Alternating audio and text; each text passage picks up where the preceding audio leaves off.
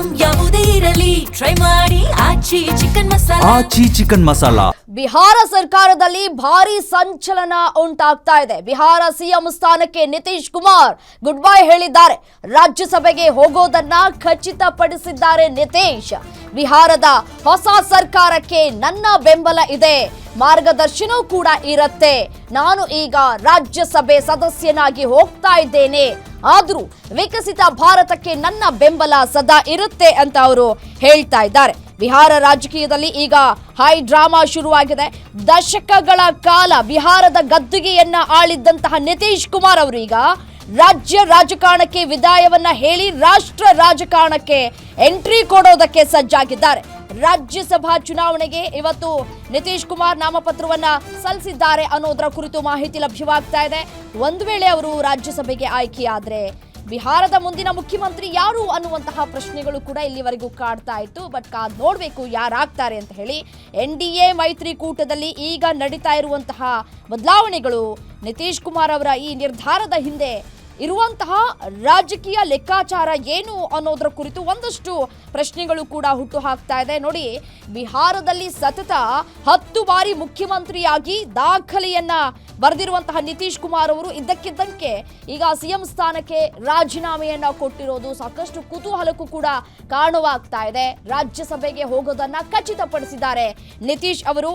BJP ಈಗ ಬಿಹಾರದಲ್ಲಿ ಅತಿ ದೊಡ್ಡ ಪಕ್ಷವಾಗಿ ಹೊರಹೊಮ್ಮಿದೆ.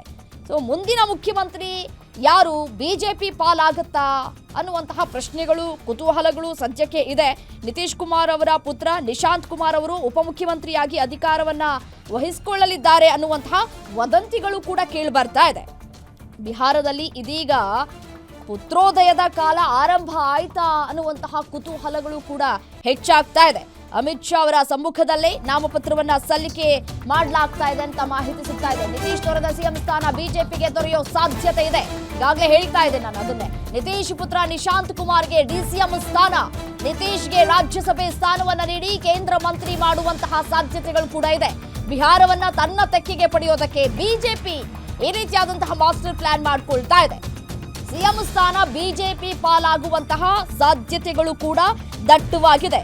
ಜೆಡಿಯು ತನ್ನ ಪಟ್ಟವನ್ನ ಉಳಿಸ್ಕೊಳ್ಳುತ್ತಾ ಇಲ್ವಾ, ಬಿಜೆಪಿ ಪಾಲಾಗುತ್ತೆ ಅನ್ನೋದು ಬಹುತೇಕ ಖಚಿತ ಅಂತ ಹೇಳಲಾಗ್ತಾ ಇದೆ. ನಿತೀಶ್ ಕುಮಾರ್ ಅವರ ಪುತ್ರ ನಿಶಾಂತ್ ಕುಮಾರ್ ಅವರು ಕೂಡ ಉಪಮುಖ್ಯಮಂತ್ರಿಯಾಗಿ ಅಧಿಕಾರವನ್ನ ವಹಿಸಿಕೊಳ್ಳಲಿದ್ದಾರೆ. ರಾಜ್ಯಸಭಾ ಚುನಾವಣೆಗೆ ನಾಮಪತ್ರವನ್ನ ಸಲ್ಲಿಸೋದಕ್ಕೆ ಕೊನೆಯ ದಿನವಾಗಿದೆ. ಸೊ 10 ಬಾರಿ ಸಿಎಂ ಆಗಿದ್ದಾರೆ. ಸೊ ಕುತೂಹಲಕ್ಕೂ ಕೂಡ ಕಾರಣವಾಗ್ತಾ ಇದೆ.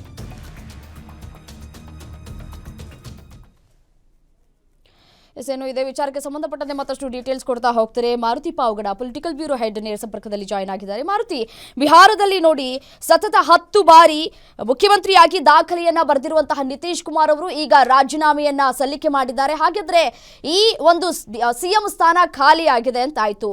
ಯಾರ ಪಾಲಾಗತ್ತೆ, ಜೆಡಿಯು ಪಾಲಾಗತ್ತಾ ಅಥವಾ ಬಿಜೆಪಿ ಪಾಲಾಗತ್ತಾ ಅಂತ ಹೇಳಿ? ರಮ್ಯ, ಕಳೆದ 3 ದಶಕಗಳಿಂದಲೂ ಕೂಡ ಬಿಹಾರ ರಾಜ್ಯದಲ್ಲಿ ತಮ್ಮದೇ ಆದಂತಹ ಒಂದು ವರ್ಚಸ್ಸನ್ನು ಹೊಂದಿದ್ದು NDA ಮೈತ್ರಿಕೂಟದಲ್ಲಿದ್ದಂತಹ ನಿತೀಶ್ ಕುಮಾರ್ ಅವರು ಪದೇ ಪದೇ ಮುಖ್ಯಮಂತ್ರಿ ಆಗಿರುವಂಥದ್ದನ್ನು ನಾವು ನೋಡಿರುವಂತಹ ಒಂದು ವಿಚಾರ. ಕಳೆದ 3 ದಶಕದಲ್ಲಿ ಸುಮಾರು 10 ಬಾರಿ ಮುಖ್ಯಮಂತ್ರಿಯಾಗಿ ಆ ರಾಜ್ಯವನ್ನು ಮುಂದುವರಿಸಿರುವಂತಹ ನಾಯಕ ಇವತ್ತು ಏಕಾಏಕಿ ಚರ್ಚೆ ಆಗ್ತಿರೋ ಕಳೆದ 3-4 ದಿನಗಳಿಂದಲೂ ಕೂಡ ಬಿಹಾರ ರಾಜಕಾರಣದಲ್ಲಿ ದೊಡ್ಡ ರಾಜಕೀಯ ಪಲಾಟ ಆಗುತ್ತೆ ಅನ್ನುವಂಥ ಒಂದು ಚರ್ಚೆ ರಾಷ್ಟ್ರೀಯ ಮಟ್ಟದಲ್ಲಿ ಆಗ್ತಾ ಇತ್ತು. ಅದಕ್ಕೆ ಅಧಿಕೃತವಾಗಿ ಇವತ್ತು ಬಿಹಾರದ ಮುಖ್ಯಮಂತ್ರಿ ನಿತೀಶ್ ಕುಮಾರ್ ಅವರೇ ಎಕ್ಸಲ್ಲಿ ಪೋಸ್ಟ್ ಮಾಡಿರುವಂಥದ್ದು, ನಾನು ಮುಖ್ಯಮಂತ್ರಿ ಸ್ಥಾನಕ್ಕೆ ರಾಜೀನಾಮೆಯನ್ನು ಕೊಟ್ಟು ಕೇಂದ್ರ ರಾಜಕಾರಣದಲ್ಲಿ ಸಕ್ರಿಯವಾಗ್ತೀನಿ ಅಂತ.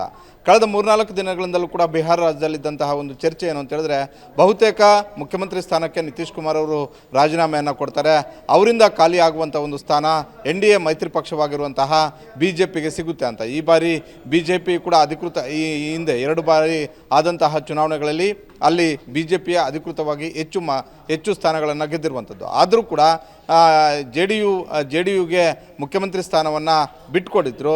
ಅಧಿಕಾರ ಹಂಚಿಕೆಗೂ ಮೊದಲು ಅಂದರೆ ಚುನಾವಣೆ ಚುನಾವಣಾ ಪೂರ್ವದಲ್ಲಿ ಆಗಿದ್ದಂತಹ ಮೈತ್ರಿಯ ಅನುಸಾರ ನಿತೀಶ್ ಕುಮಾರ್ ಅವರಿಗೆ ಮುಖ್ಯಮಂತ್ರಿ ಸ್ಥಾನವನ್ನು ಬಿಟ್ಟುಕೊಡುವಂಥ ಒಂದು ಕೆಲಸ BJP ಮಾಡುತ್ತೆ. ಈಗ ಬದಲಾದಂತಹ ರಾಜಕೀಯ ಸನ್ನಿವೇಶದಲ್ಲಿ ನಿತೀಶ್ ಕುಮಾರ್ ಅವರು ತಮ್ಮ ಪುತ್ರನಿಗೆ ಉಪಮುಖ್ಯಮಂತ್ರಿ ಸ್ಥಾನವನ್ನು ಕೊಡಿಸೋದರ ಮುಖೇನ ಮುಖ್ಯಮಂತ್ರಿ ಸ್ಥಾನವನ್ನು BJPಯ ನಾಯಕರಿಗೆ ಕೊಡೋದಕ್ಕೆ ನಿರ್ಧಾರವನ್ನು ಮಾಡಿದ್ದಾರೆ.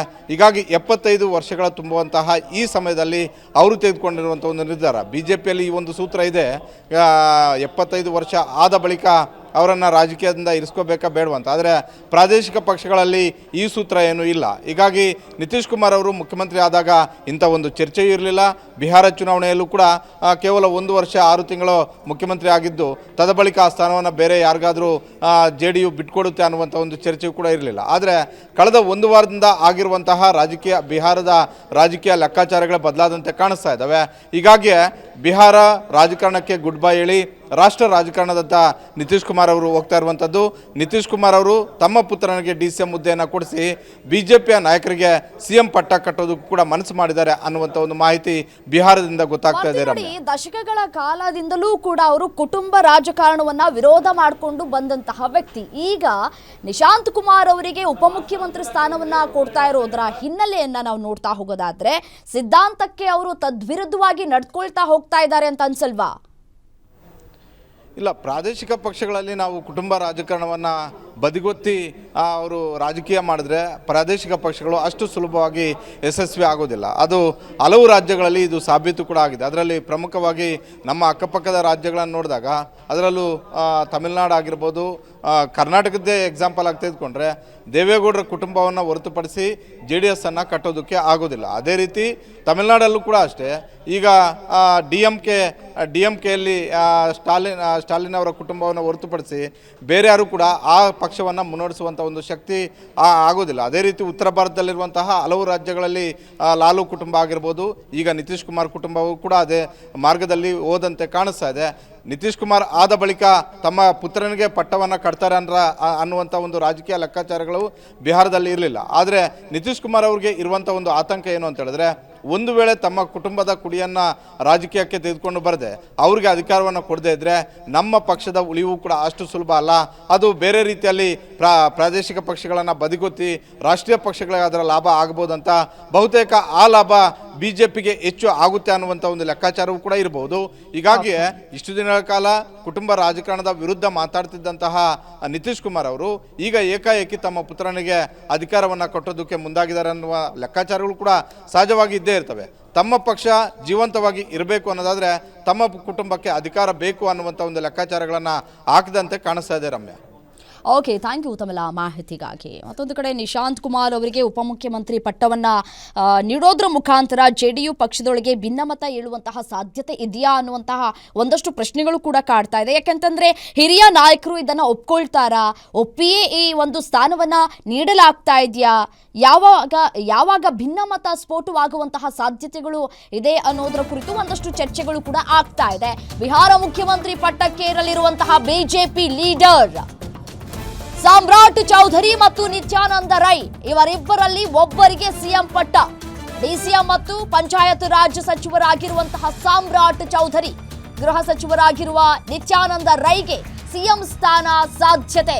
ಹಿಂದೆ ಬಿಹಾರ BJP ರಾಜ್ಯಾಧ್ಯಕ್ಷ ಮತ್ತು 4 ಬಾರಿ ಶಾಸಕರಾಗಿರುವಂತಹ ನಿತ್ಯಾನಂದ ಬಿಹಾರ ಮುಖ್ಯಮಂತ್ರಿ ಪಟ್ಟಕ್ಕೆ ಇರ್ಲಿಕ್ಕಿದ್ದಾರೆ BJP ಲೀಡರ್ಸ್ ಅನ್ನುವಂತಹ ಮಾಹಿತಿ ಸಿಗ್ತಾ ಇದೆ. ಅಂದ್ರೆ ಸಾಮ್ರಾಟ್ ಚೌಧರಿನ ಅಥವಾ ನಿತ್ಯಾನಂದ ರಯ್ಯ ಅನ್ನುವಂತಹ ಒಂದಷ್ಟು ಕುತೂಹಲಗಳು ಕೂಡ ನಮಗೆ ಕಾಣಿಸ್ತಾ ಇದೆ. ಗೃಹ ಸಚಿವರಾಗಿದ್ದಾರೆ ನಿತ್ಯಾನಂದ ರೈ, ಸೊ ಅವರಿಗೆ CM ಸ್ಥಾನ ಸಿಗುವಂತಹ ಸಾಧ್ಯತೆ ಎಷ್ಟು ಮಟ್ಟಿಗಿದೆ ನೋಡಿ. BJP ರಾಜ್ಯಾಧ್ಯಕ್ಷ ಮತ್ತೆ 4 ಬಾರಿ ಶಾಸಕರಾಗಿದ್ದಾರೆ ನಿತ್ಯಾನಂದರವರು.